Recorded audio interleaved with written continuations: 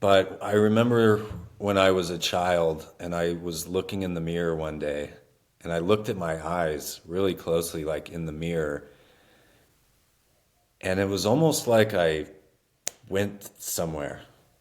And because I saw the cosmos, the universe, I saw infinity. It was like a portal, like a black hole within my eye that took me, and in an instant, I felt like I witnessed and saw everything and also just remembered my place within the larger something that's beyond words. And that, when I kind of came back, that never has ever left me. And I've tried to make sense of that ever since that day. And I think that goes back to what I was saying with this childlike, it's this childlike wonder that I'm always looking around trying to make sense of everything around me and to reconnect to that original sense of wholeness and home that I felt that day whenever I got teleported to wherever that was. And I think all I did was really just reconnect to home.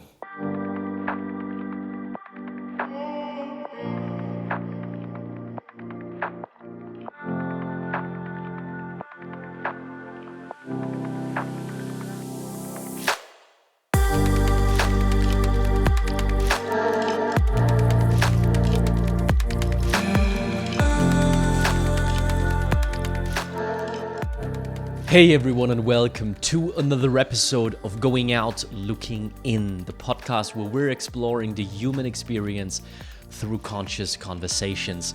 My name is Maxi, I'm your host. Today we're diving deep into the world of death and rebirth, into the world of the shadow, the pain, the suffering that involves so much of this human experience, but then also what is on the other side of the shadow. And we're exploring that through the lens of my guest, Robert W. Dean. Robert is a storyteller, a filmmaker, a photographer, a creative, and a very passionate seeker who I've came across and stumbled across many moons ago on social media. Back then I was captured by his view on the American West. Beautiful outdoor photography, beautiful mood of what it is to live as an American outlaw, maybe so to speak, which is also something that we are digging deep into. What does it even mean to be an outlaw? Outlaw to what? To what system are you referring to when calling yourself an outlaw, or when we are calling someone an outlaw? So,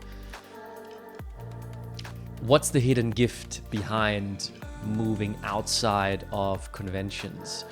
What is the hidden treasure behind questioning the establishment?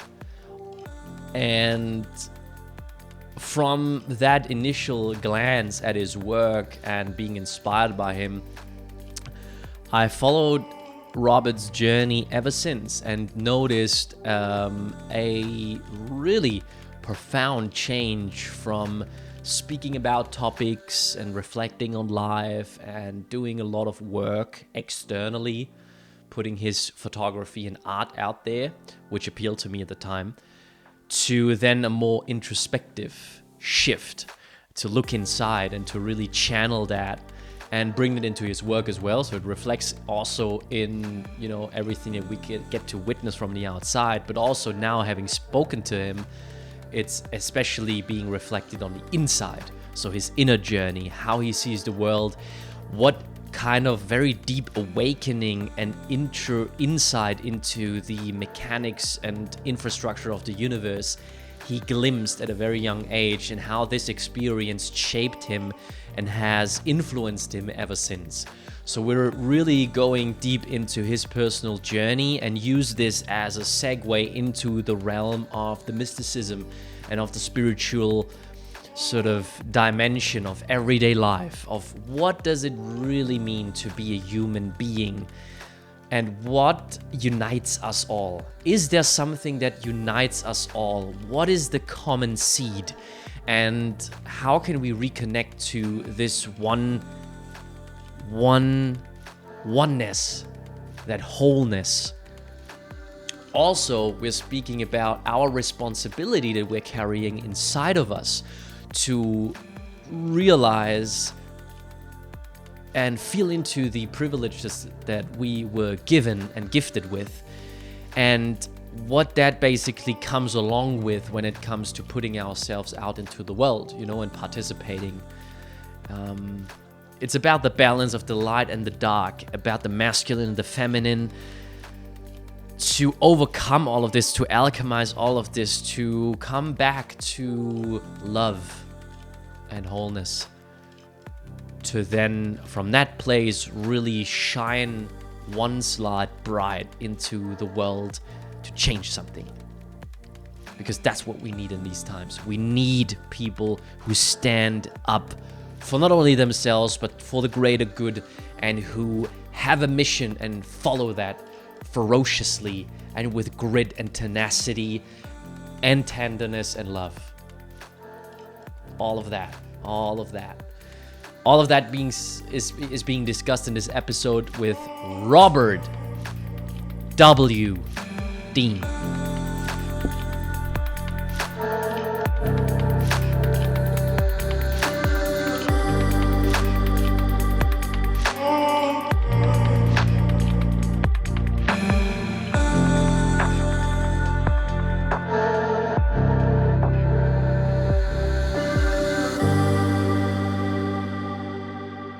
Just easing into the space and taking 3 deep breaths in, out through the mouth.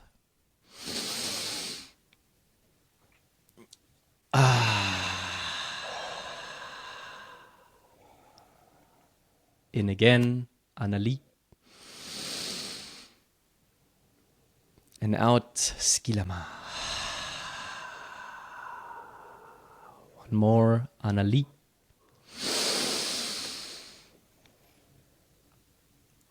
Skilama.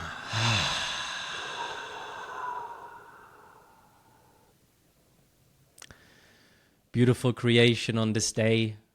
Please facilitate a loving connection between Robert and myself.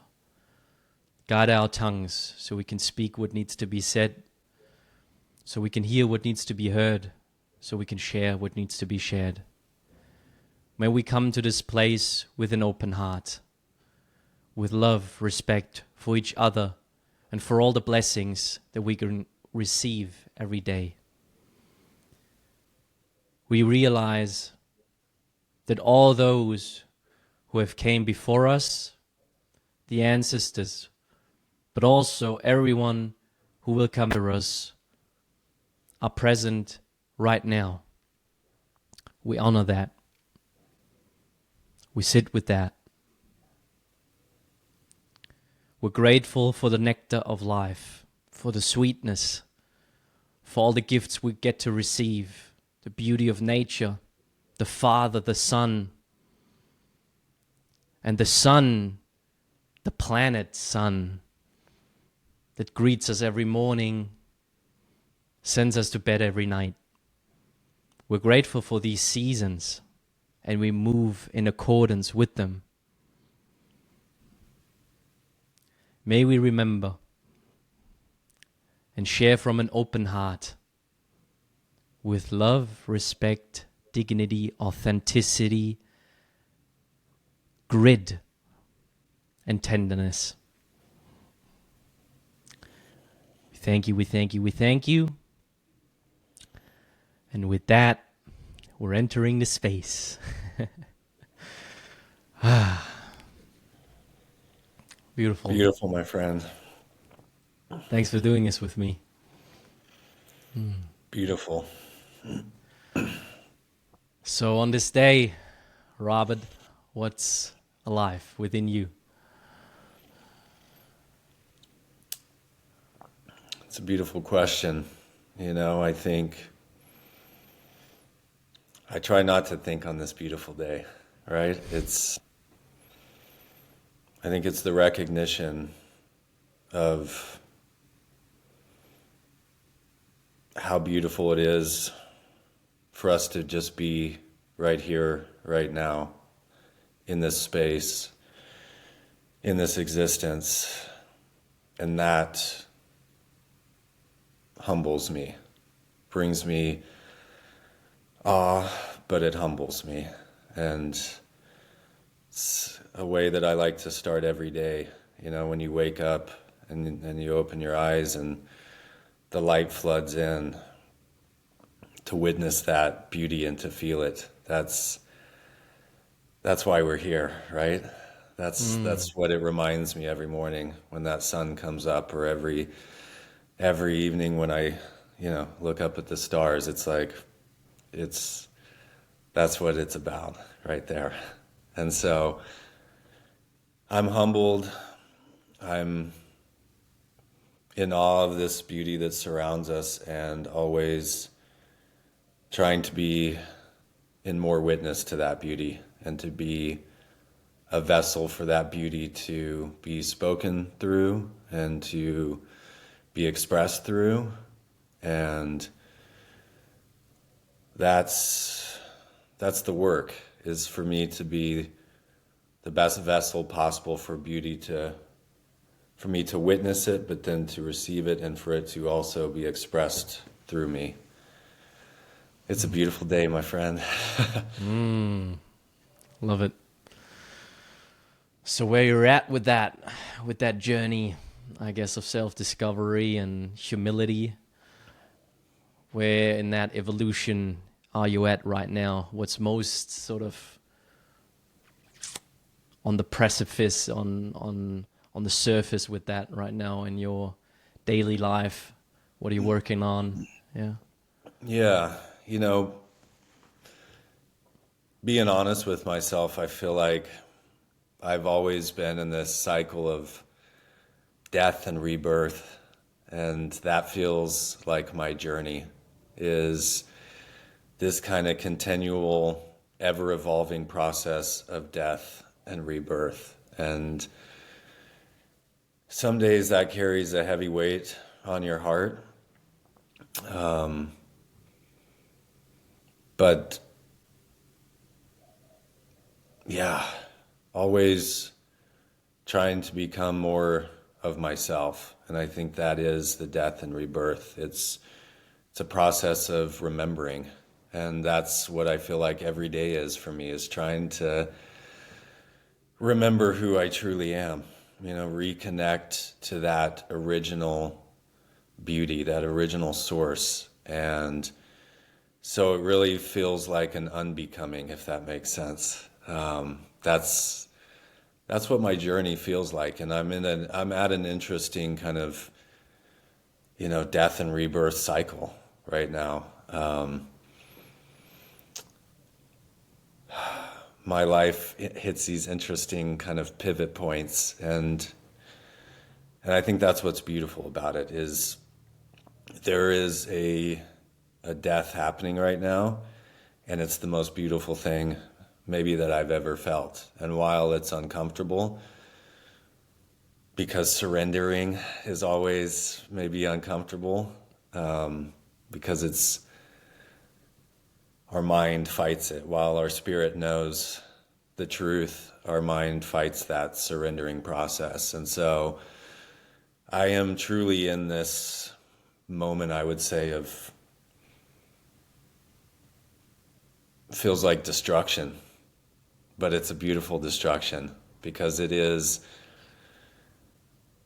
I'm trying to destroy all the identities of who I have come to believe I am, and I feel like I've needed to destroy those to discover who I truly am. And so I'm currently in the middle of this, scorching, this burning down of these identities. And with that comes some fear, some, visceral reactions to it. But at the same time, there's just so much beauty in that, because I know what is on the other side of it, and not that that's the destination, isn't the goal, but it is kind of this self-discovery. And for me, it has been this continual process of just death and then rebirthing, coming out of that death and, renewed. And then that leads me to more destruction and death. And ultimately, I think, for me, a lot of this journey, when my son was born, it did something to me, because it's amazing how a new life being birthed also makes you really reflect on not only your own mortality, but death also. And to see, their eyes as they come into this world, so much, they're just pureness. You feel like when you look at the eyes of a child, you're looking directly into the divine. It's almost like the closest I feel I can get to the divine source. And that's brought a lot of awareness. That nature has always been my greatest kind of mirror and portal into the divine. And, when my son was born,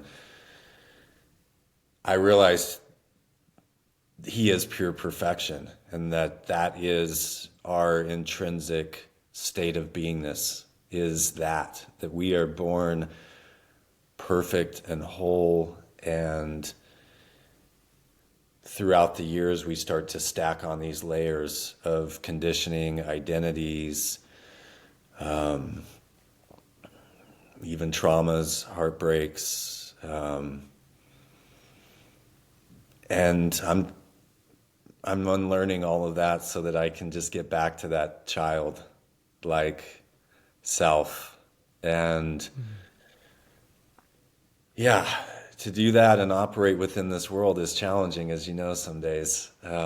Puts a lot of pressure on our hearts and souls, but I welcome the journey, and I am really just trying to be in witness to this beauty, and to be a vessel to let that be expressed through me in whichever way that the divine wants to use me as a vehicle to express that beauty in my own uniqueness. And so it's been an interesting few years for me, but I am at a very interesting tipping point, and I think the world as a whole is also at this very interesting tipping point. And, it brings me so much joy and gratitude to be in the presence of you, to be having these conversations, because I think we're all in our own cycle of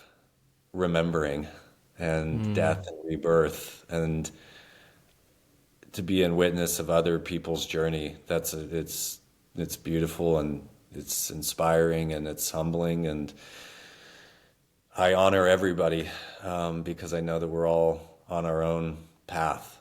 And so I try and really bring reverence into that, and grace, as I know that we are all in some version of our own death. And Right.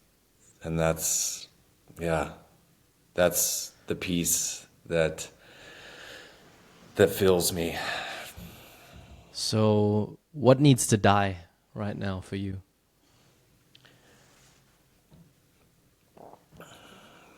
It's a good question, something I ponder a lot. I think what needs to die in me is this belief of separation that's been deeply ingrained in me and maybe humanity as a whole. But I think my journey has been through witnessing pain and suffering.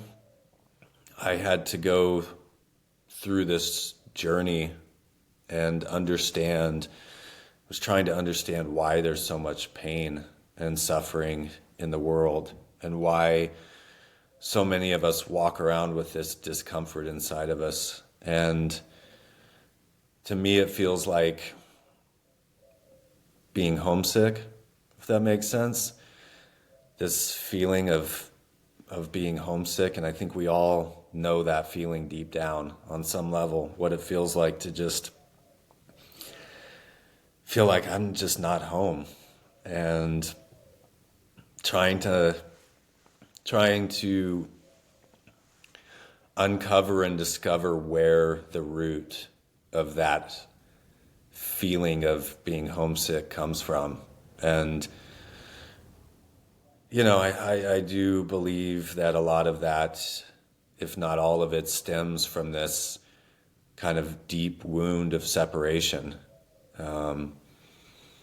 And when I mean separation from the source and our oneness with everything. And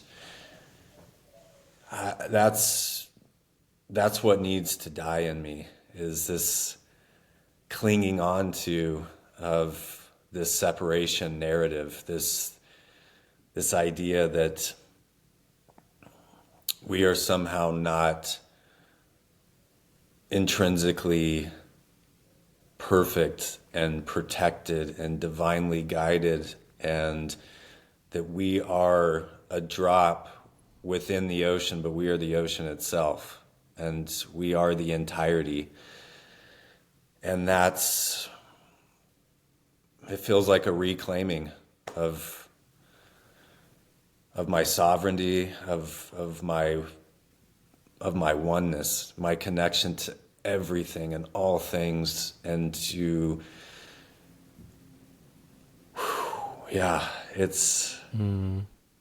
it's a powerful death, because every part of my identity and my ego is clinging onto it so deeply, because I've spent a lifetime crafting those identities and that ego, and trying to find meaning in other things, and trying to plug into things to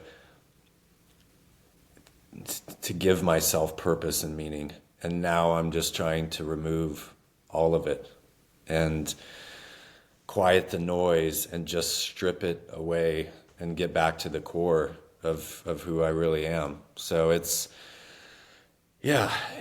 feels like I'm in a pressure cooker some days. I don't know if you know that feeling, but some days it just feels so intense. I feel like I might just get ripped to shreds.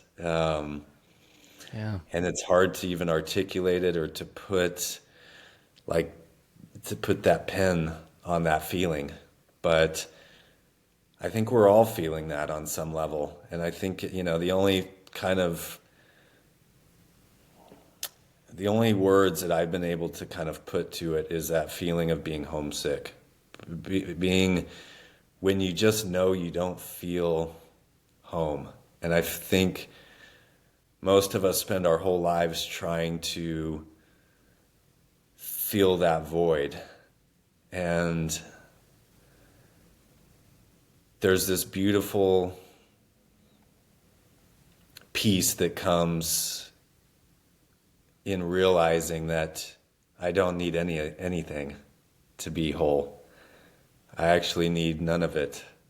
I already am whole and complete, and that drop in the ocean, but a part of the ocean itself. And with that comes a lot of peace.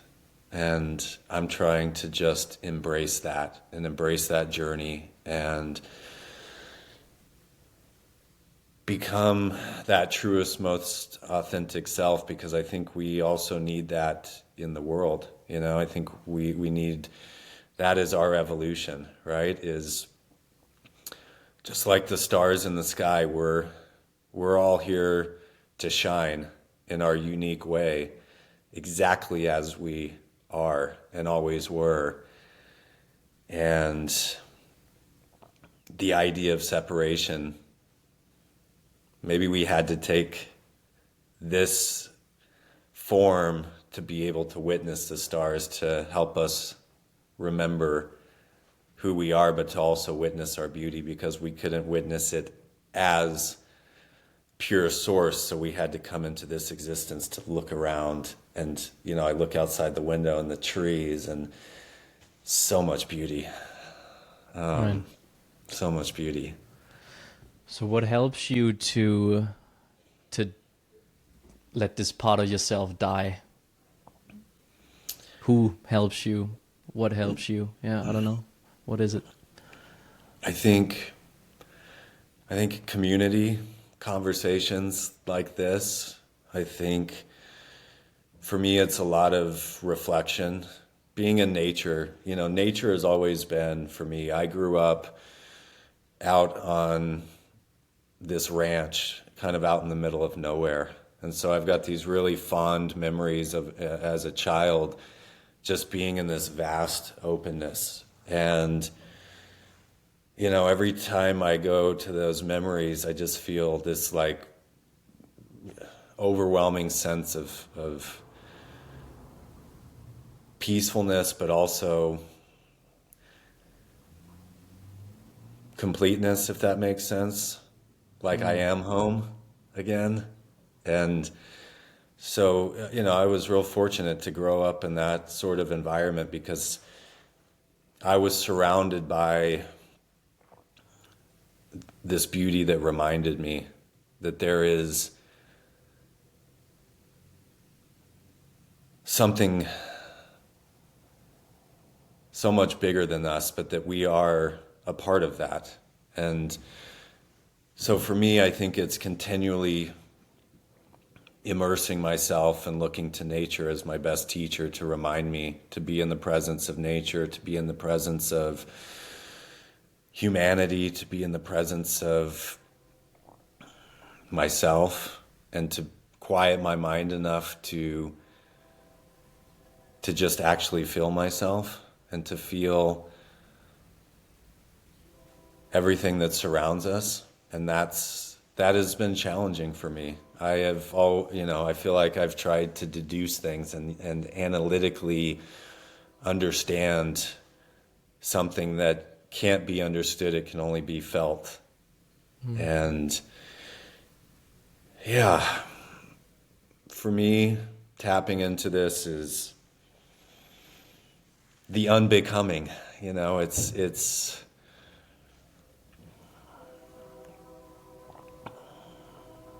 man, it just like humbles me, even,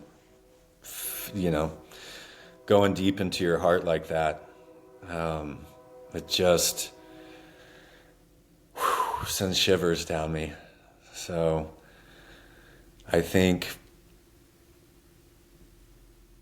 the more that we can just be still and remember what we already know, and to hold that resonance as often as we can, and to sustain that resonance for as long as we can, and to create an environment that's conducive to that.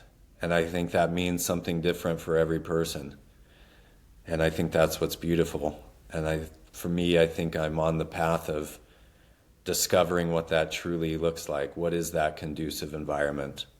Who do I want to spend my time with? What sort of conversations do I want to be engaging with?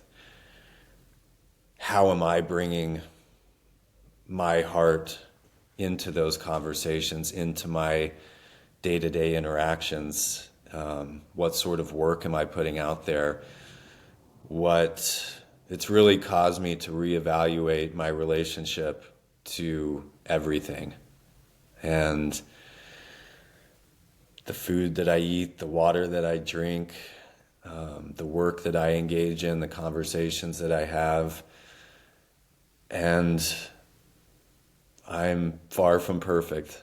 And that's, I think, the beauty of this journey is this unbecoming. I am trying to release judgment on myself too, and to just appreciate my own journey and how my own unbecoming looks like. The beauty of it, the pain of it, the messiness of it. I'm just trying to be with all of it and to appreciate all of it for what it is. And there's this kind of metaphor that I hold inside of me, that when you look at a guitar or a piano or any instrument, right? When it's just sitting there by itself, untouched, there's an infinite amount of songs and chords and tunes that live within that instrument that are waiting to be played, to be sung, to be discovered through the divine. This instrument is an instrument to be played, and it's incredible for me to think about the guitar that's sitting there and all of our favorite songs and music. It had to be breathed through that instrument, and the beauty that has come out of that. And I've tried to just reflect that as you and I being those instruments. And there is this divine source that wants to be spoken through us, and we are that instrument. And I need and want to be quiet enough to hear what wants to be spoken. And then I have a unique song that wants to be expressed through me. And I think every one of us are that. And there is a unique song that we are all dying to express.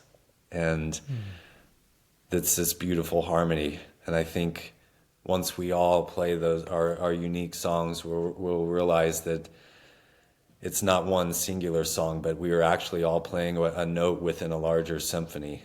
And I think we're moving towards that every day, and I think we're all coming into harmony. And that's my greatest hope. Yeah, that's a beautiful picture. We should look at my guitar down there.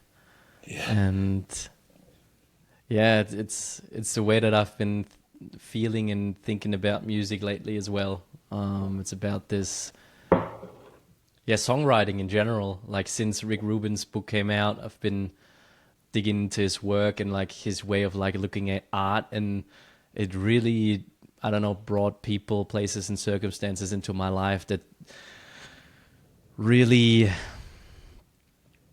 accelerate that creative growth within me, and that allows me to look at art from a whole different place, and also my own creativity, and how I actually also dimmed the light on it. Like it's very interesting to also to observe what I'm naturally drawn into when just inviting more creativity into my life. Like so it's like music is a big piece, and then like writing my own music, for example, but that comes with words. So now I'm building the bridge to poetry and finding people who deliver beautiful poetry, and that again inspires me. And then there's people in my personal life who are entering my space who bring this component as well through their eloquence and how they put thoughts into words. So it's very interesting to me to observe the impulses that you give into the ether, and then what happens afterwards. So that being said, I would love that you tell me a little bit about the work that you're doing right now. Speaking about creativity, what are you working on? Yeah, the thing that I hold closest to my heart is I've been working on a book for the better part of 5 years, probably. And it's going to be getting released sometime this year. For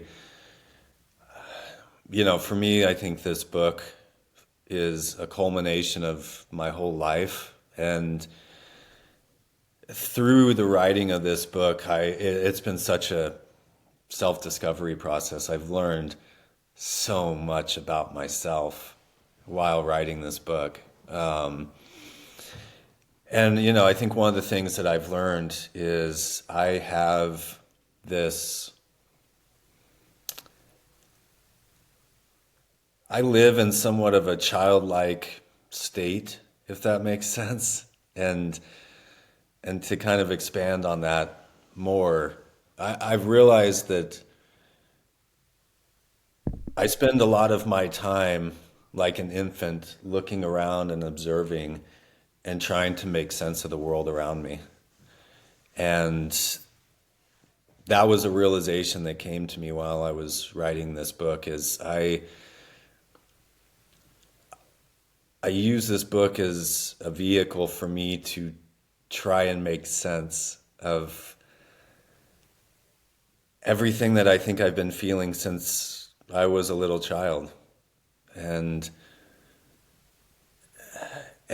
that presented a lot of challenges to actually be able to try and put those feelings into words and to do it in a way that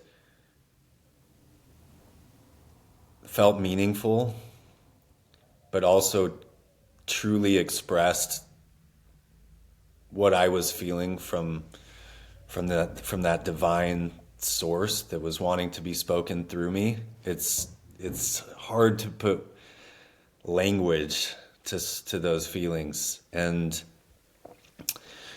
throughout the process of writing this book, I uncovered it was the book was truly this vehicle for this massive deconstruction that I'm going through. And I realized that I hesitated writing this book because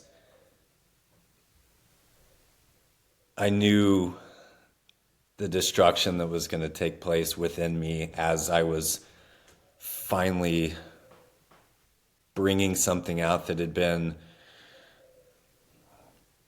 bubbling up inside of me and just kind of like wanting to be expressed for so long.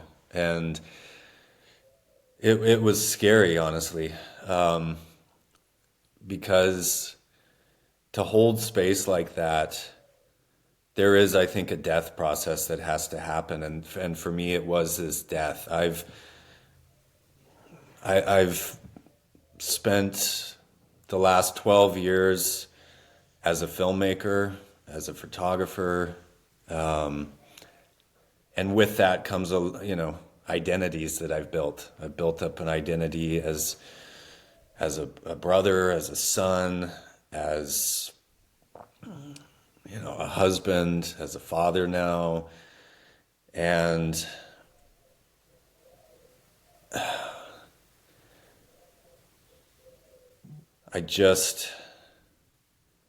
there's a lot that I've had to confront through this process, and the book has really helped me do that. And it's been really uncomfortable at times because I've also realized that I'm really great at self-sabotaging myself in many ways because I have suppressed the divine from being spoken through me because of the fear of what my life looks like on the other side of that, and also how I will feel when I fully embrace that. And there is that deep wound inside of me that has been drawn to the pain and the heartbreak and not wanting to release some of that pain because I think I've found comfort there. And yeah, it's intense, brother. It's that book has taught me more about myself than maybe anything I've ever done. The process of that, and helped me uncover some really deep layers.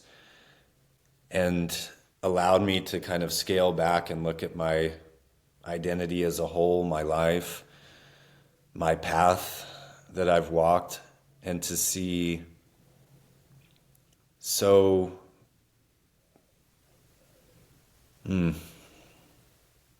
how I've dimmed my light, like you were just Yeah. saying. And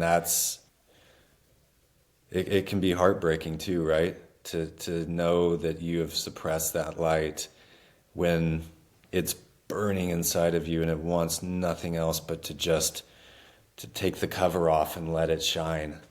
And that's terrifying in some sense, but it's also, man, Yeah. it'll burn you up if you don't begin to let that light come out and express itself. Is the dimming of the light the process of writing the book and the contents of the book, or is it the is the light the gift of writing itself? Yeah, great question. I think it's maybe both in some sense, right? The Right. content of the book is all about separation and this belief that I hold that we are intrinsically whole. And I didn't know how to articulate that because, again, it was just this feeling inside of me. And I'll share something with you that I don't know that I've often shared, maybe a couple times in my whole life, but ever since I was little, I don't know if it was like this awakening or this remembering, but I remember when I was a child and I was looking in the mirror one day and I looked at my eyes really closely, like in the mirror, and it was almost like I went somewhere. And because I saw the cosmos, the universe, I saw infinity. It was like a portal, like a black hole within my eye that took me, and in an instant, I felt like I witnessed and saw everything and also just remembered my place within the larger, something that's beyond words. And that, when I kind of came back, that never has ever left me. And I've tried to make sense of that ever since that day. And I think that goes back to what I was saying with this childlike, yeah, it's this childlike wonder that I'm always looking around trying to make sense of everything around me and to reconnect to that original sense of wholeness and home that I felt that day whenever I got teleported to wherever that was. And I think all I did was really just reconnect to home, to who I got a glimpse of I felt instantly connected to everything all at once. And I think it was just this remembrance of like that's the truth. That's who you are. And I think I've spent my whole life since then trying to figure out what that is and what that was. And for me, this book was my attempt to finally try and make sense of that and to deconstruct all of the different layers for me to really just try and get back to that one singular point, which is that oneness, that wholeness. And yeah, and I think the writing aspect of it was allowing me to finally express while also deconstruct at the same time. What kind of words can you put to the experience itself, to the feeling in that very moment? Is there words that you can put to it? That feeling when I was a child, or Yeah, which? yeah, that initial feeling that you've been chasing. Yeah, I think if I could try and put words to it, it feels like it's like plugging into something, right? Like plugging into to source. It felt instantly like everything made sense for maybe the first time in my life. And I have struggled to make sense of life, for existence, and a lot of that is because of pain. And there is so much pain in this planet, in this earth. And man, that it creates an uneasiness inside of me. And I've also tried to come to terms with that also. And it breaks my heart. And you know, you witness the atrocities that we can do to each other, to humans, to nature. And that has always deeply bothered me. And I guess created this feeling of things just aren't right. And how are we going to correct them? And, that's where for me I realized I had created this kind of fixer identity to where I just wanted to fix and what do fixers need to feel validated? They need lots of problems. Mm. Because you got to have problems as a fixer, otherwise you feel like you don't have a worth. And I've really tried to deconstruct that as well, and understand that there is, if you truly believe in wholeness and completeness and oneness, then you have to also believe, as painful as it is, that the pain and the suffering also serves its purpose, and that there is beauty within that. And that's something I still grapple with every day. But I think that's surrendering as well, is how do you be in witness to the beauty and witness to oneness and wholeness, while also recognizing that there's very deep suffering happening right now, on this planet. So I think the only way to truly articulate that feeling was, it felt like all the puzzle pieces locked into, there was just this alignment, and just an instant connectedness to everything all at once. And it was just a reminder for me. It was a reminder of my place within the greater whole. Mm. Um, Have you and felt it ever since? I get glimpses of it, I feel like I tap into it, here and there. And I've maybe spent my whole life chasing that feeling again. And I Yeah. believe that is why I have externally been on a search to recreate that feeling inside of me. And I think I've realized that nothing external will ever compare to that feeling that I felt that day. And so now my journey is much more became the inward journey rather than the external journey, because I think we all realize at some point that all of the external sources that we're trying to plug into to fill that hole, or to get us closer to that original feeling of our true oneness, it can never be found externally.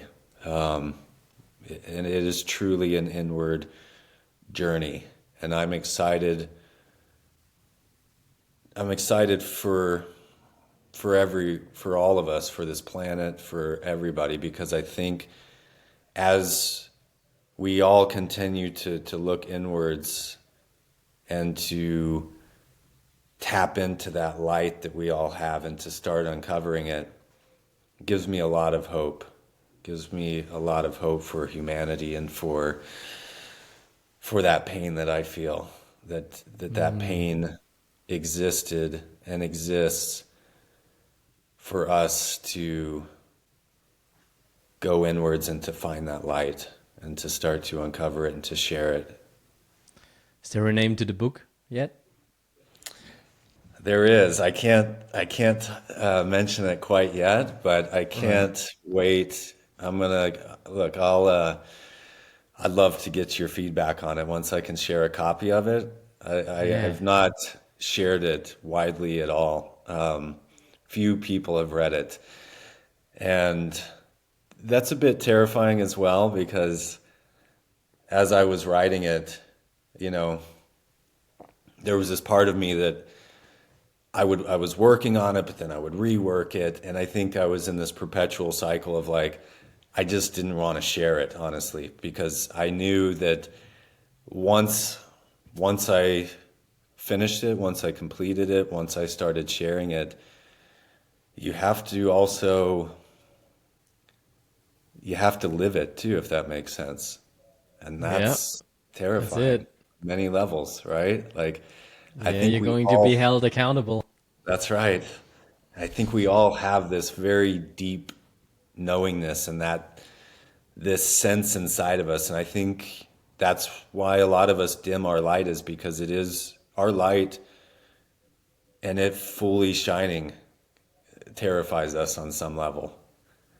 And man, it's Right. exciting though to think about what that feels like as we all start to share that light. And I thought, how can I how can I be in witness to so much pain when I'm feeling like a contributor to it by not sharing my light?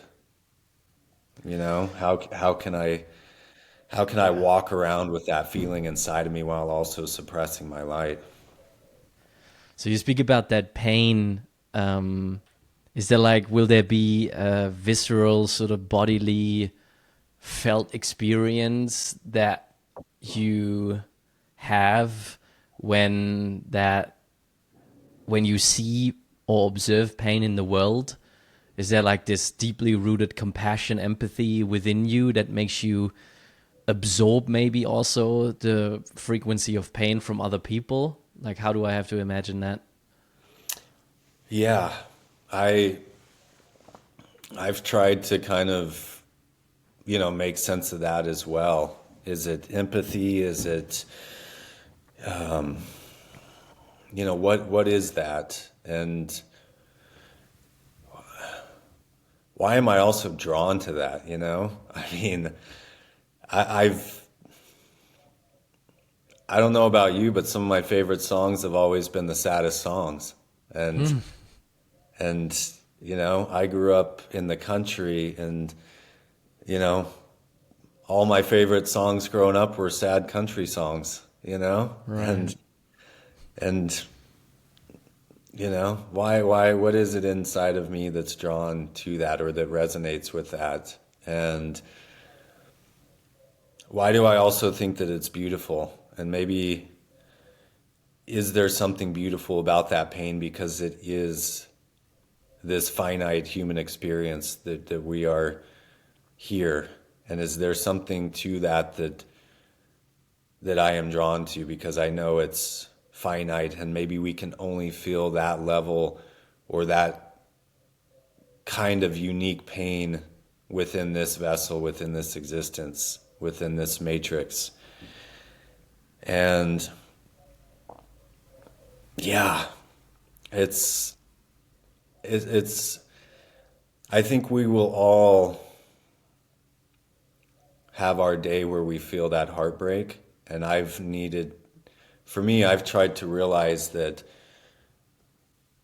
while while you can witness that pain and while you can feel it and you can feel reverence for it, you can't embody it because it's also paralyzed me in some level throughout my life. And we'll all have our day where we feel the deepest heartbreak we've ever felt or the deepest pain that we've ever felt. And so I think equally when we have our day in the sun, it's also okay to feel that. And that has been something that I've had to come to my own realization, is that it's also okay to feel okay and to feel good. And that is something that I have struggled with and maybe spent a lot of my time not feeling good because I felt like I didn't deserve to feel good with the amount of pain and suffering that others are feeling and witnessing and going through. Why should I feel good? Why should I celebrate? Why should I be entitled to all of that when there are so many that are not privileged enough or not in a position to feel that joy that I'm currently feeling? And so I think a lot of that I've suppressed a lot of that joy because of it, because I felt guilty to feel good. And that has also caused a lot of pain and discomfort within me. And I think my journey is also remembering how to feel joyful again, how to be that childlike joy that we're all entitled to, and it is in our intrinsic nature. It's innate to who we are. And this book has also served as a way for me to try and step back into that. I'm trying to learn how to have fun again and to feel that joy on the deepest level and open my heart up fully.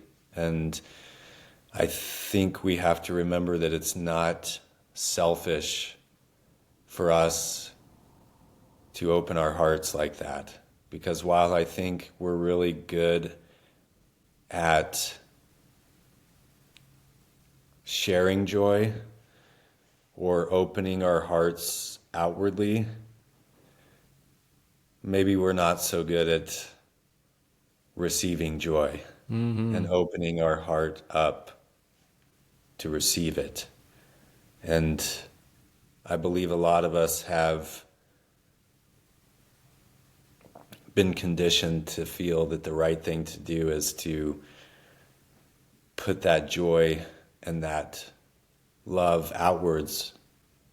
But I do believe that it is circular, where we have to bring it in so that we can also emanate it outwards. And that has been a big kind of tipping point for me also, to realize that is that kind of inward journey, loving thyself, knowing thyself. And I feel like I can bring so much more joy and love to every interaction that I have when I'm first learning to love myself. And maybe that's a lifelong journey and something that I don't know if I will ever fully achieve it, but it is something that I am actively warming my heart up, unlocking it, and finally letting myself receive love. Right. Yeah, I resonate deeply with that. I see you deeply with that. And it has been very alive within me for the majority of the last, for a large portion of my life.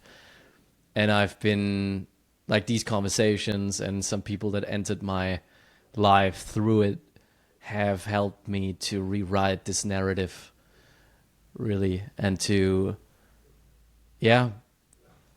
rewrite this belief, reshape this belief of the guilt of my privilege that I have received. It's very interesting. I mean, it's logical now that we're having this conversation and we are speaking about it, and I say that I resonate with it because obviously I resonate with what I've seen from you and what you've put out. So based on that frequency, whatever, however direct you were putting words to this now, what we are speaking on right now, subconsciously I picked up on that and I resonated with it because it's a part of myself as well. So huge part of me is this like imposter kind of guy, and at the same time this like deep awareness without having this like one experience, but like this underlying knowing of,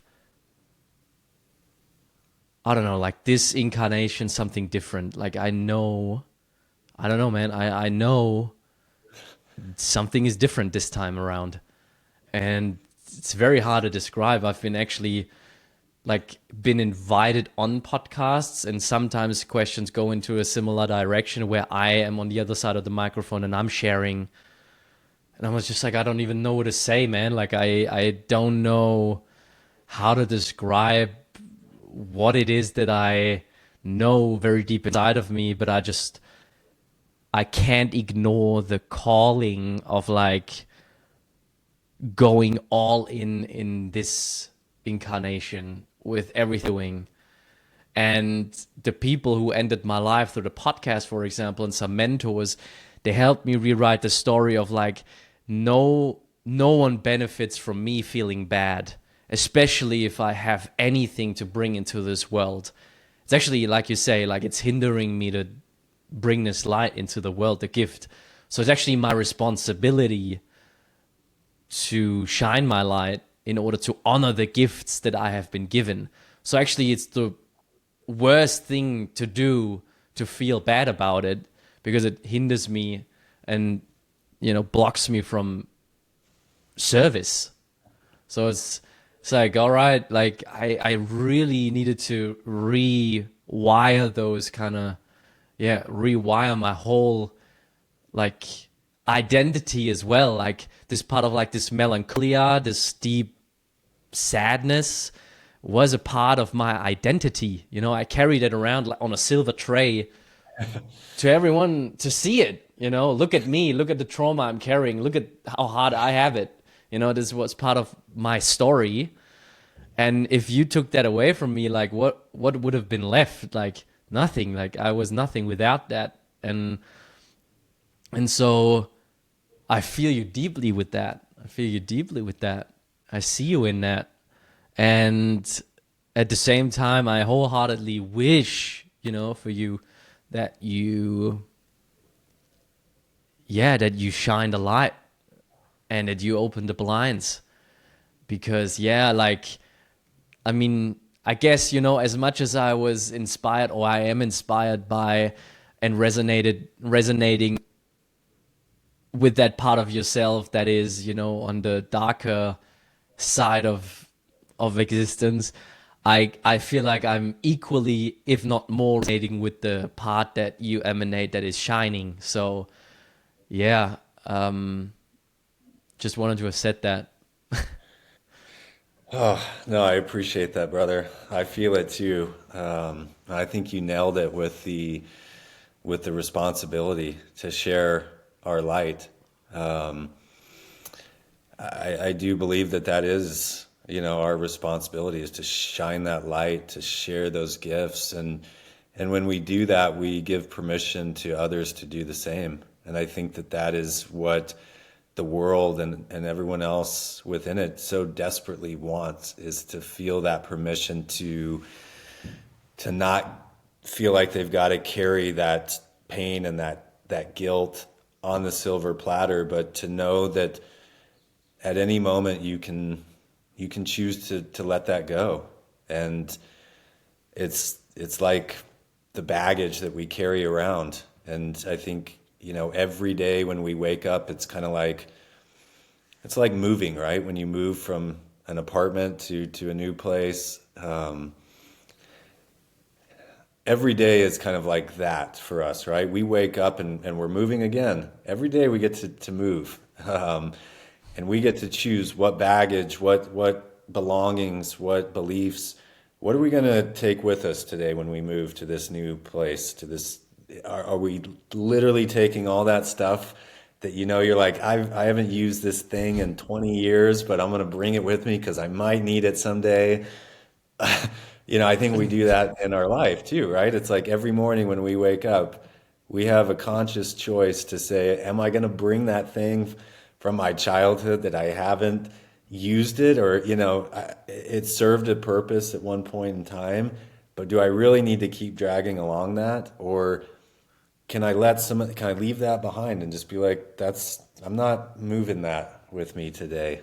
I'm choosing not to bring that. And I believe that is, that's the pain, the discomfort, the traumas, we have the ability every day to wake up and decide what we move with us. And that's beautiful. And I think recognizing that you don't need to carry the pain and the trauma around. Yeah. You don't have to bring it on a silver platter with you everywhere and say, this is who I am.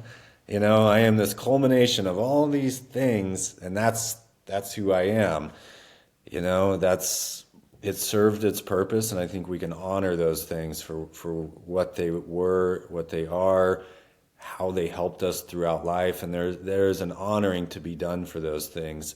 And that's, I believe, the burning process, which I'm talking about, the death. It's leaving that behind, creating the altar, burning it, setting it free, and then waking up anew to decide, what do I want to carry with me today? And I see that within all of us, and I think that's what inspires me and brings so much hope, and that's the beauty that I witness is, if we chose to wake up tomorrow and leave all of that stuff behind and not carry it with us tomorrow, what does that version of us look like? What does that version look like where you rip the curtain off, like you said, you open the blinds and you start to really let that light shine through? What does that version of humanity look like? And it is our responsibility to open the blinds ourselves so that we can start shining that light and give others the permission to do the same. Because I picture in my mind's eye just these light bulbs just like turning on, and the next thing you know, the entire earth is just glowing so vibrantly, right? And I do believe it is that responsibility, like you said. It's Yeah, man. Nobody benefits from us feeling bad about where we're at, really. Nobody benefits from that.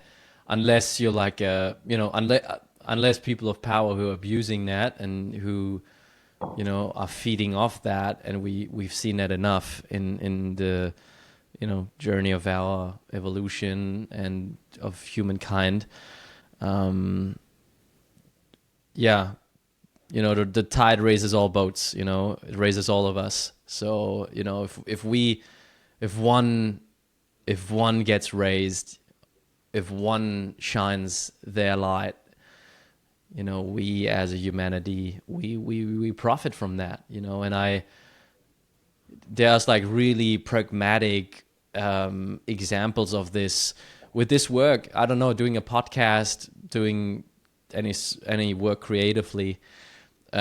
Pretty early on, I felt like, okay, so either I'm going to look at all other podcasters as these and as people who, I don't know, like take up space and, take something away from me, and take listeners away from me and people that, could potentially share their time listening to my podcast. Or I can see them as, first of all, inspirations, obviously, that I can take, knowledge away from and get inspired by, but also to see them as messengers of the, beautiful media that is, or format that is podcast, for example, that introduce so many people to long format conversations, and let them remember that there's so much value in that. And I feel like really, I don't know, really speaking about that specifically, it changed the course of our world as it is today, how we consume information. And I feel like in a broad sense how a whole generation educates themselves, and the wisdom that, you know, very young people especially attain in very early years is due to the fact that so many people get to share their stories and share their lights and collaborate and do all of these beautiful things. So yeah, that's a very very concrete example of what I can recall, where I was like, yeah, no, let's see it as let's really see this as a collaborative effort of fellow peers on the lookout of self-discovery, on the path of, you know, seeking truth, whatever that looks like. And, you know, and it's been really the best thing I've ever done is starting this thing and having these conversations, yeah, and hearing like stories like the ones that you just shared. I was something that has been on back of my heart and mind through the entirety of this conversation, or since you started sharing about these very deep things, is like, what does your wife say to this? What's her relationship to this part of yourself, and how did the relationship with her influence your process with all of these topics? Yeah. Yeah, before I answer that, I just want to touch on something that you said within your statement, and I just wanted to recognize you playing your part in raising the vibration, or the conscious awareness, and you're playing your part within that, and that's amazing, man. That's beautiful, and I honor you for that, because that is that giving others the permission to shine their light. And for me, your podcast inspires me. I've had my own podcast that I've been working on as well. It's so inspiring to see what you're doing. And so you were playing your part in raising the conscious vibration and awareness of this planet. And like you said, once you remove the scarcity mindset and tap back into that abundance, you and everyone else who's doing this, and the amount of information that is now available, that is like logarithmically enhancing the speed at which we are raising the conscious vibration and the conscious collective vibration of this planet. And so I honor you and everybody else who is playing their part in that. And that is beautiful. And when you identify from a place of pain and you carry that around, like you said, it doesn't serve you or anybody else. If anything, it perpetuates the same pain, because we are holding that resonance. And to move past the frequency of pain, we must move past the vibration of pain. And we cannot move past the vibration of pain if we are living and resonating in the same place from which it stems from. So cheers to you, my brother, and everybody else who are raising those vibrations and contributing to this collective consciousness that the planet is going through its own cycle, I think, of death and rebirth, as it is also shedding those layers of pain and discomfort and going through its cocoon moment into this higher vibration. And it's because of individuals like you who are shining that light and opening the blinders and reminding others to start to open their blinds and let the light shine through. So much love for you, man. Thank you, brother. Thank you. Arise with me. Thank you. I just had to acknowledge that before we move forward. But yeah, you know, my wife she's an amazing woman, and divinely put in each other's paths. I believe that wholeheartedly, and we are a mirror for each other in a lot of ways. And through our relationship and through our time together, she's been this incredible mirror for me to reflect a lot of the things that we've been talking about. The pain that I was carrying, my search, my seeking for this something that was larger than me, and trying to make sense of that. She's grounded that in a lot of ways too. Sometimes I can get a bit untethered, I feel, and I would maybe just be floating around trying to make sense of things, and that would probably mean in dark corners of the earth, and it's and that she's grounded me, and through the birth of my son, he's completely changed. I mean, he's my best and most powerful teacher. He's my guru. He's my sage. He's yeah. So look, our relationship has probably been not the smoothest of waters because of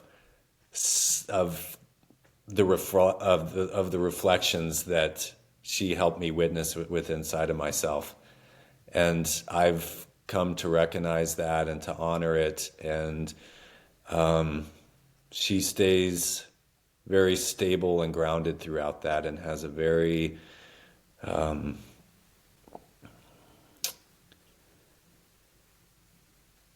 she has a very neutral way of approaching my sometimes turbulent energy, and we have brought a lot of balance to each other. I resemble, or I related a lot to that yin and yang. The fear of the unknown excites me. The wonder of that excites me, and for her, I think that can be a bit terrifying. And so we have continually found a way to meet in the middle, and I think that stabilizes both of us. Yeah. Beautiful. Yeah, thanks for going there with me. It's interesting. It's very interesting when I'm branching out into the world of relationships and looking at my own life and my own relationships, and trying to find mechanics and structure and something that I can sort of like a framework I can apply to the relationships I'm living. But every time I have conversations with people, I'm just like, oh wow, yeah, it's just so unique to each one of us. There is just there is no framework to apply. And so I find it's very, very inspiring, very interesting to hear that, as I feel like I also, some part of me desperately wants to get rid of like some sort of like untethered part of me. Like I want to be more of like or introduce more of like grounding and presence and stillness and clarity and vision and purpose and direction into my life. Whereas, yeah, we're humans after all, right? And I guess, just with the masculine and the feminine, just because I'm predominantly identifying and resonating with the masculine energy, I will have parts and periods in my life where that grounding is missing. And so like in relationship, I feel like it's really this rebalancing of each other's energies, right? And the lack of the one is the opportunity for the other to raise and to fill that again. And so we're like constantly in this dance between the two. Yeah. So I just found that to be very interesting in your story. As I often hear that the feminine is the one dancing, and it's the one sort of like, you know, floating a little bit more, and the masculine is the grounded one. So it's just like another thing. It's just like, well, no, we cannot speak to those kind of things in that broad way. You know, there's like, you know, 50 shades in between the black and white, you know, in which, you know, in which the universe and in which the world works. So I found it very interesting right now as you were sharing. No, I'm so glad that you went there with the masculine and the feminine, because that is also something that I think through my relationship to my wife have tried to. It's really brought an awareness to me about the divine masculine and feminine energies. And one way that I've thought of it is, if you imagine like this cup, right? Like I would, in the context of this conversation, or in the context of the masculine and feminine, like this would be the container, right? This would be the masculine energy. And the coffee that's within inside of this is that feminine energy. And without this cup, this coffee would just pour all over me. It would just run wild, right? But it's that container of the masculine and then this beauty of the feminine inside of it that is such a harmonious like dance, like you were saying. And it gives structure to that fluidity in this very synchronized dance. And now I can sit here and enjoy the convergence of masculine and feminine together through this drink. And that's what my wife and I's relationship feels like. Sometimes I'm the coffee and she's the cup, and sometimes I'm the cup and she's the coffee. And I believe that within ourselves, while we may identify more with the masculine or the feminine sometimes, I do feel both the feminine and the masculine inside of me, and I believe that there's a harmonious dance between the two within this vessel, and that, healing the wounded masculine, the wounded feminine, and then integrating those two within myself to try and become that more balanced individual. But I believe through my relationship with my wife, it has brought a lot of awareness to those different facets of myself, the masculine and the feminine, and what that dance looks like, and then also how that dance moves outward into the other relationships that I have, friendships, interactions, whatever that looks like. It's kind of this constant dance between these masculine and feminine energies, and how we don't see them as separate, but also part of the same whole. Yep. Yeah. It's interesting. It's an interesting one.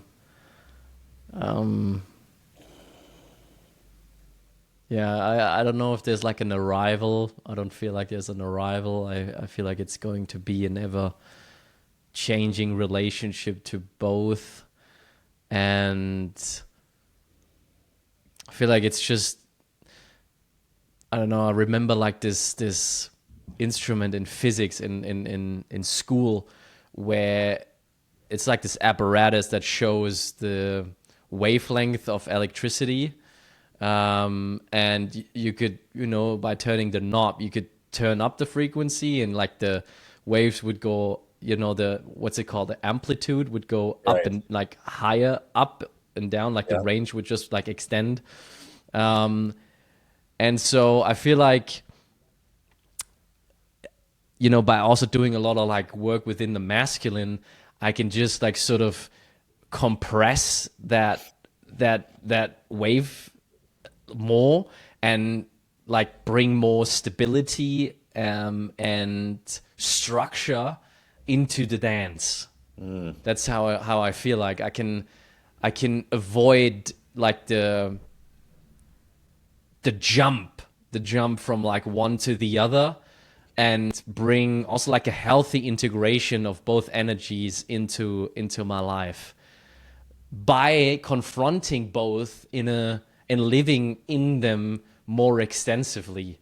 Like I feel like I guess like, doing like a lot of men's work and being around men and confronting that, and meeting that masculine edge, it just makes me feel comfortable with that and makes me allowed to feel it. But it also gives me room to then consciously choose when and to which degree I want to enter the masculine.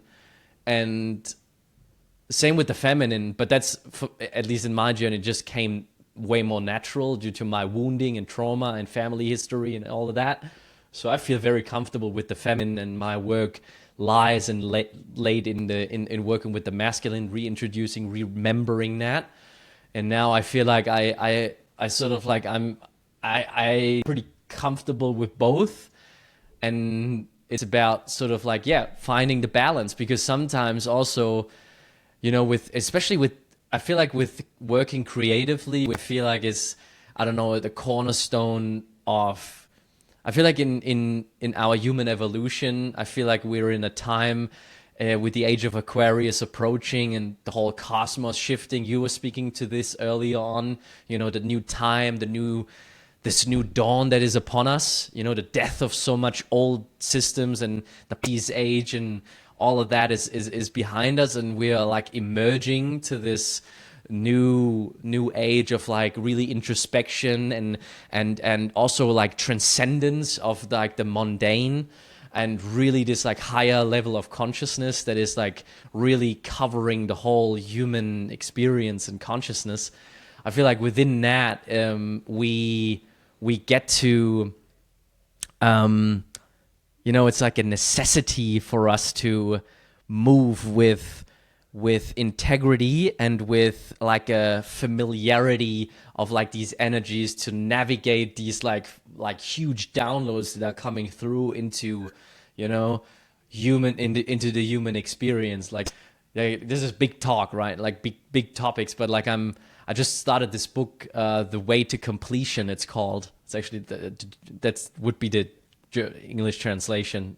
I read it in German, but yeah, it's The Way to Completion. And it talks to very similar things that you were speaking about, and it puts it into this like bigger context of like where we're moving in, the age we're coming out of, what's on the horizon.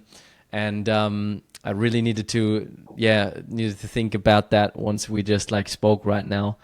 I just love like to talk about these kind of things.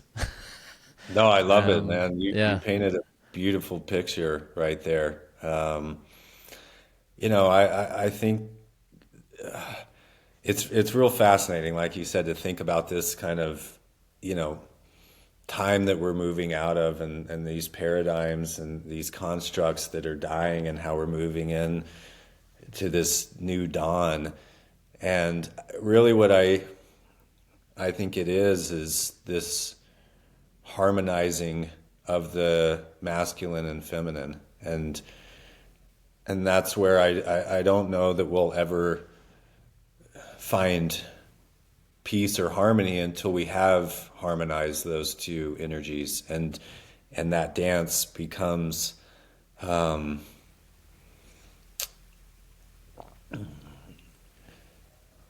it'll become so natural and so succinct that it'll do it without trying to do it. And I think that's what we're trying to figure out right now, as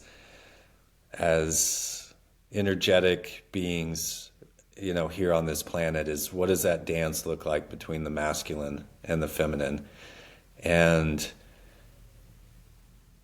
that is part of the pain too, right? That I was talking about, is we have to know the pain and go through the pain as we're trying to reach this stabilized sense of harmony. And that is these two, these two energies. I think we've seen, you look at, human history, we have been on the furthest side of maybe wounded masculine, right?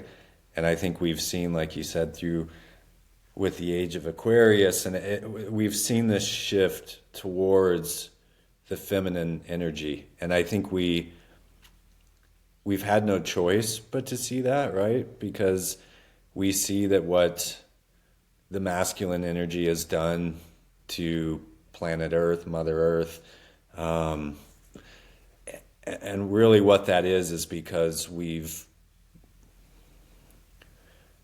just kind of we closed off the door to the feminine, right? And we had to start introducing it again, to start letting that harmony flow in, because one of the energies alone, just pure masculine energy, is can be destructive, right? And we realize that it is a dance. That's the dance and the wonder and the beauty that's created, is when there's this convergence of the two. And pure feminine energy or pure masculine energy, they're the polarities, right? But whenever they're merged together, that's where that harmony comes in that we touched on kind of earlier in the podcast. I believe that there is a harmony that is waiting to be sung by all of humanity as we begin to integrate this masculine and feminine energy and that dance between the two. And that does bring me so much hope and excitement, because I witness it and I see it every day. We are integrating these two energies, and when they become integrated and balanced together, I think, my God, what does that look like?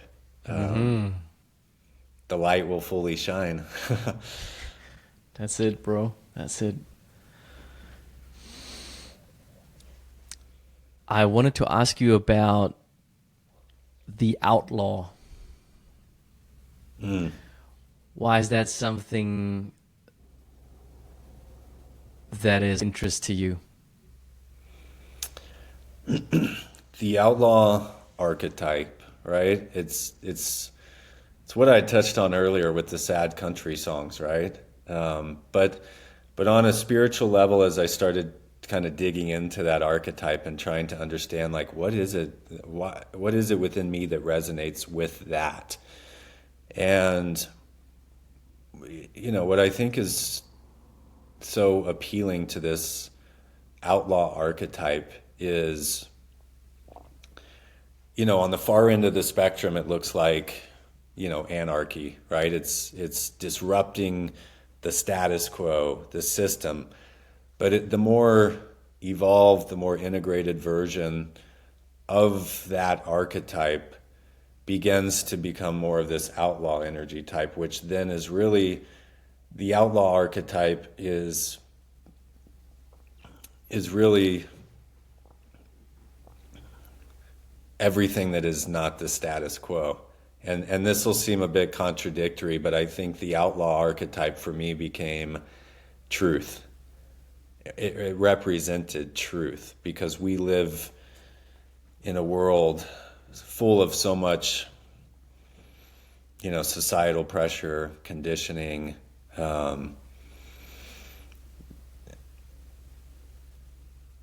separation from truth. And the outlaw can represent truth in today's society, because the outlaw is a seeker of truth. And he is an outlaw because he has given up the need for external validation. And that's what really resonated with me, is that this outlaw archetype is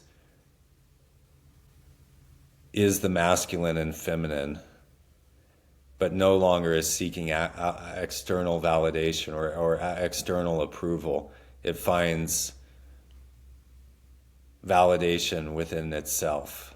And so for me, that archetype really spoke to me in that way. And that's, the spiritual outlaw kind of represented to me this inward journey of resisting or giving, surrendering to itself, to the source, to the divine. And in today's culture, I do feel like that would be seen as somewhat as an outlaw, because we are constantly told that we need something to be validated, to be approved, whether it's a job title or the many identities that we cling on to. Society has tried to tell us that that's where true meaning lives. And the outlaw believes that true meaning lives within themselves. And so that's where I started really resonating with that. And I think because of, how I grew up and with the old country songs and westerns that I watched, it felt like that was something that I could relate to, this modern day spiritual outlaw. And it's a fun character to play around with, when we play around with these different identities and,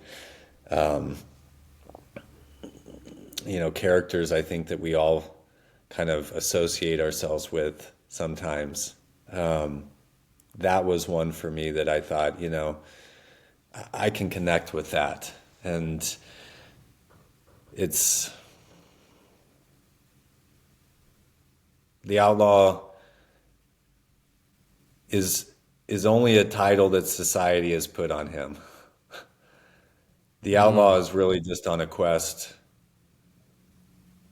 of self-discovery and to unlearn all of the things that he has been taught so that he can remember who he truly is. But society has put the title on him as an outlaw. But really, he's just a seeker. Yeah. I love that. I love that reframe. Ooh, yeah, it really gets me. I love working with archetypes, and this is like one that is not in the literature predominantly. Right. Yet I hear it and you put it in the context of archetypes and I straight away have an image to it. I have stories, I have features that I associate with this archetype. To hear you elaborate on that. Yes. It's a resistance to the establishment as well, which I feel like can be seen from a victimized sort of place and a wounded place, but it can also be seen as the most empowering thing I feel like you can do and you can introduce into the world. I feel like it's the medicine that we need more than ever. Yes. We need people who are questioning the status quo. We need sovereign beings. We need people in their power, shining their light. And if that means that we give them the title of the outlaw, so it be. Yeah. But I feel like it's it's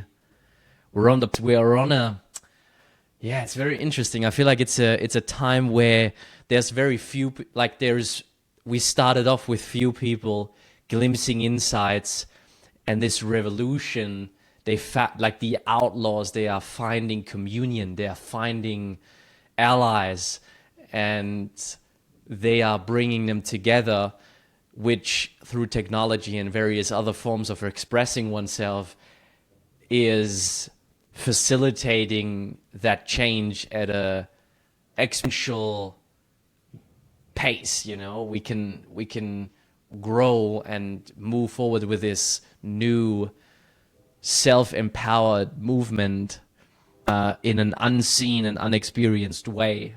I feel like, and yeah, I've never put it into the context of the outlaw, but yeah, it makes a lot of sense to me.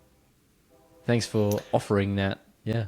Yeah, yeah. It's like you said, on the surface, we identify the outlaw archetype as kind of the outsider, right? Or even the maybe the bad guy, right? Like we've painted that in a lot of our stories, that the outlaw can be somewhat of the bad guy.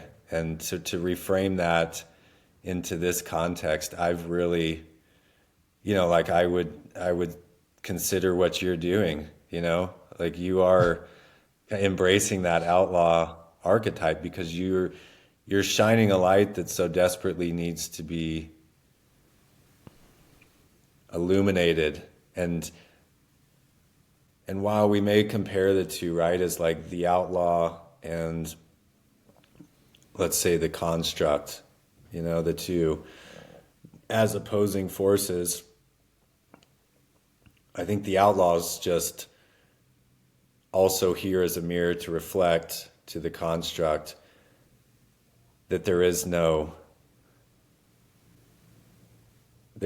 true outsider, there is no true outlaw. It's only being witnessed or seen or categorized as that now, but they're the same. Maybe the outlaw becomes the the new the new world, Right, becomes the, like, it always needs a relate, like an owl needs a relation to to something that which it can be outlawed to, right? Like that it can right, be right. referred to as an outlaw. So it's like Yeah, like if I am an outlaw to a system that I consider to be fucked, like I'm happy to be an outlaw, you right. know? Because to me that represents the world that actually I want to be living in, where I'm the center of, where I'm at the forefront of. I just realized, yeah. The outlaws is helping to facilitate that next level of awareness and Yeah, vibration.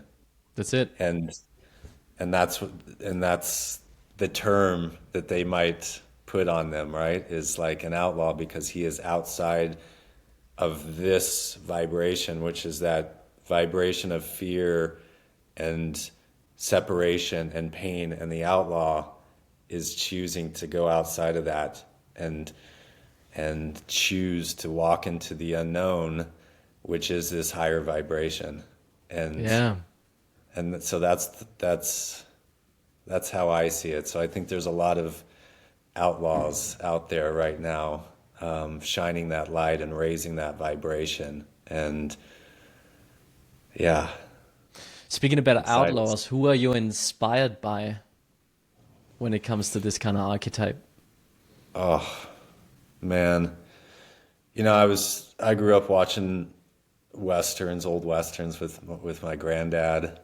He was a huge fan, and I think all those characters, right? Clint Eastwood was always a great one, where he plays. He's the hero, but he's the dark horse hero, and I always love that, because it's like they've got a cause or a mission or a purpose, and they believe in it so deeply that they're willing to be the outlaw, to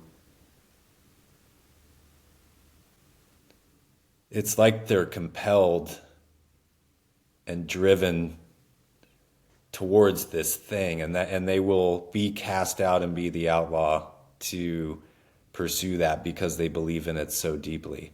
And I love that about, characters, that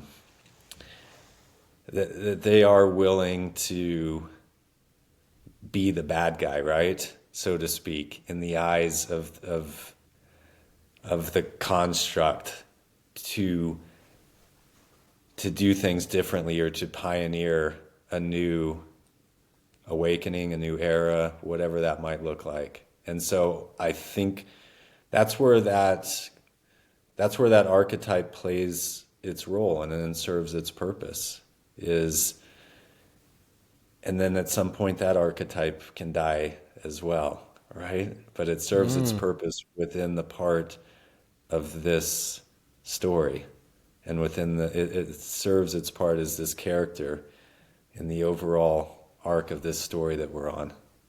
So I think in general, I think you could look at not just Westerns with Outlaws, but I think, from a story perspective and from an archetype perspective, this character is in almost all of our, stories, right? Like Batman might also be considered somewhat of an outlaw. And for him, he has to put on this mask to do something that he can't do as Bruce Wayne.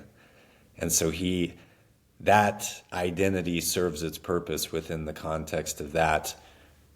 But at some point,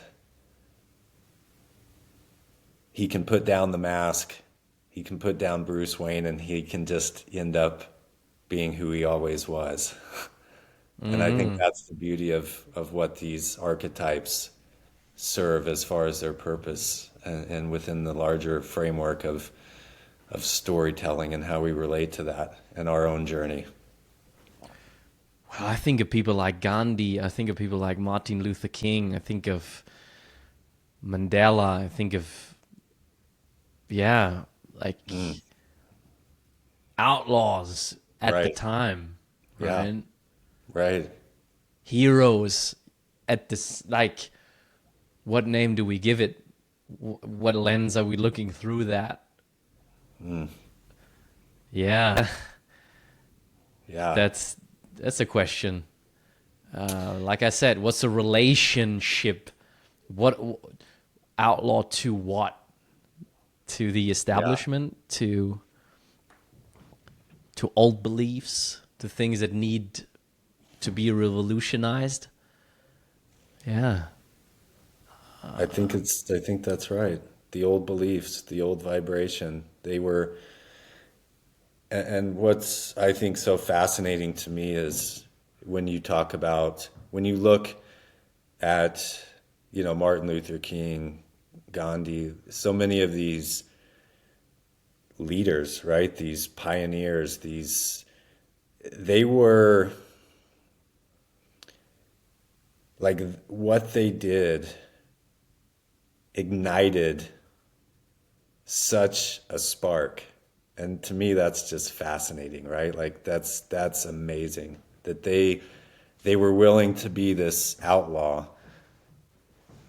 and go outside of the establishment because they believed in something so deeply, and they had their light was burning so brightly inside of them that they had no choice but to just shine it, with all the risks that involved, with knowing that they were exposing themselves. They did it.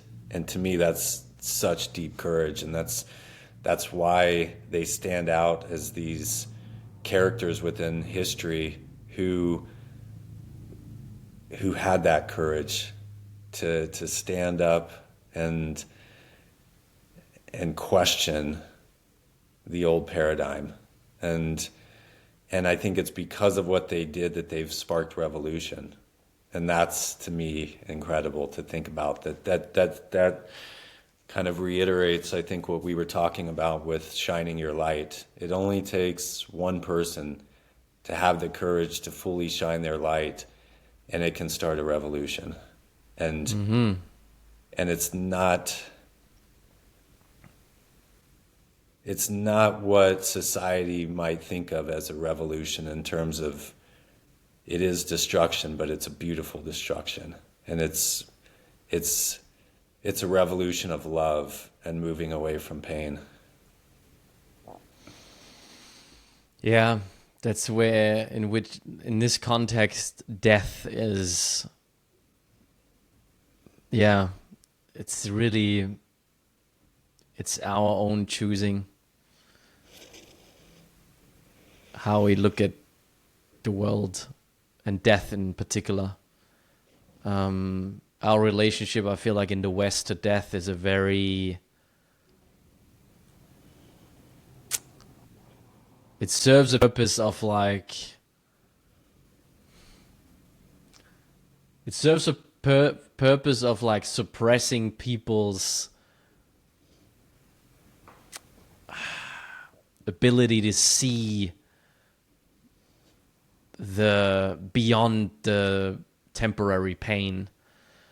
I feel like if death was introduced as a more central part of society and our infrastructure, yeah, the ability for us to alchemize it into, it doesn't even need alchemy, because in and of itself, the death of something is the birth of something. Like it's, I don't know, it's just inevitably connected. I don't know. There's just not one without the other. So the death of an old system that doesn't work anymore is always going to be the birth of a new one. And so, and I can see where the benefit of a narrative of death as something horrific and bad and something to avoid and not talk about is coming from, but it's not something, as speaking as an outlaw, it's not something that I want to, I feel like, further attribute or like further contribute to. It's something that I feel like needs to be, we need to rewrite this. We need to, I don't know, like, I don't know, the shadow is truly light in disguise, I feel like. It's just like especially when we're coming from a place of like the one that you were describing at the very start, you know, this is like so far away from any label you put on something. It's funny, like I remember the Zen Buddhist monastery, I was practicing there very extensively with like Buddhists, and like barely any advice was given or instructions were given how to meditate for like these really prolonged periods of time. And I don't know, nothing was actually given to me. The one thing that like this one monk said to me at the very start, he was just like, so when there's like pain arising, just remove the label of pain. Just like remove the label of pain. Like look at it like a band-aid, and you put the name pain on it and you put it somewhere on the body where it hurts. Just stop doing that, bro. Like just stop doing that band-aid with that label on it. And obviously, you know, it's like always these Zen Buddhist kind of easy, like koan sort of like easy thing, like simple things, but not easy to live them. Sure. But like there's so much truth to it. Like, yeah, what do I choose to like label this as? You know, is this really the death of something, or is it the rebirth of something else? Yeah. Yeah. No, that's beautifully said. You know, that's that, you know, reevaluating my relationship to everything. And death was one of those, because like you said, it's when we say death, it carries a lot of negative connotation to it, right? Exactly. But when you kind of remove that label, like you were just talking about, you know, it takes on a different meaning to it. And death is rebirth, right? And that's beautiful. Not any sort of negative connotation to it. And as we start to tear down these constructs and and truly reevaluate our relationship to everything and what that truly means to us. I think death is one of those things that is truly beautiful, because it is part of the expression of the universe, right? A star expands until it contracts, only to die and explode this beautiful death to then create so much more life from it. And I think the more that we can continue to reframe that there is only oneness, there is only wholeness, and that our belief of separation is what continues to feed this narrative that we are not enough, and these belief systems that we are separate, or that we are not all interconnectedly one. There has to be a death for us to move into that new process, to that new belief system, to that new understanding. And to me, it does feel like the contraction right before the explosion. And that's beautiful. And that's the moment that I feel like we're in as humanity right now, is we're in that contraction. And man, when it explodes, it's going to be so beautiful. Yeah. What are you proud of?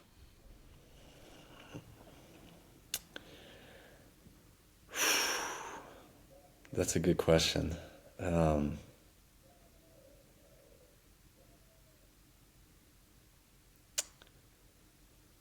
Something I'm proud of right now is my ability to begin to surrender. I am proud of that deconstruction and that death process. And I am finding so much beauty in that. And that is something that I am proud of, because I'm beginning to let go. And by beginning to let go, I've realized how much I'm much more able to witness all of the joy and the beauty around me.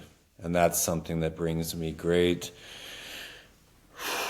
joy and gratitude and just reverence for everything. Is as soon as I started to surrender, I realized how much beauty I am constantly surrounded by, that now I can begin to witness. And it does feel like a rebirth within that, like seeing the light for the first time, or seeing a tree for the first time, hearing the music for the first time. I am constantly in awe of that, and I'm proud that I can die and surrender to that. And I am also proud and excited to see others on that journey. And I am proud and I am grateful for my son, who has been a witness and a mirror to me of this, and for reminding me every day of that pureness that exists within all of us. And man, I am proud of people like you who are shining their light and revolutionizing and creating this. They're facilitating the next version of humanity and the collective consciousness. That, I can feel it, man. I can feel it, because I see you within me and I see me within you, and I know that we are all part of this single ocean. You are one raindrop, I am another raindrop. We are all unique expressions of that one ocean, but man, we are all the same. And that makes me so, so excited and so proud and so grateful to be a part of it.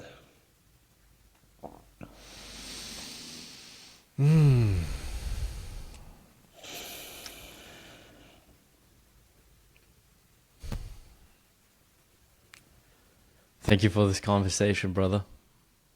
The pleasure has been all mine, my friend.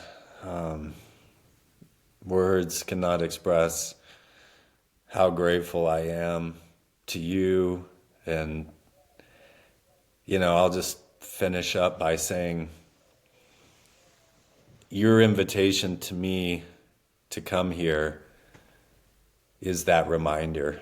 And so what you are facilitating is so powerful and beyond words, and it is so important, and it's a responsibility. And through this conversation, you've allowed me to open up my blinds and shine a bit more light, I hope. I can feel it inside of me. And that's because of the invitation and the space that you hold.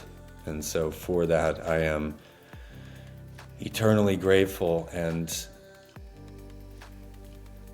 my hope is that I can now carry that out into the world and throughout my day and throughout my conversations. So thank you for shining your light and allowing me to shine mine. And I will continue to go shine that, and others will also shine because of the work that you're doing. So much love, much gratitude, my brother. Hey, beautiful listener, you have made it all the way through. And I want to take a moment to say thank you. And you can do me an enormous favor. It's all I'm going to ever ask from you. And that is to go to your podcast app right now. And if you enjoyed the episode, give the podcast a 5-star rating. If you want to write 1-2 words or sentences, even more powerful, even better. Thank you, already in advance. And also, while you're at it, just click on that follow button, on that bell notification, so that you never miss a new episode. All of that just contributes, and it helps me to increase the reach of the podcast.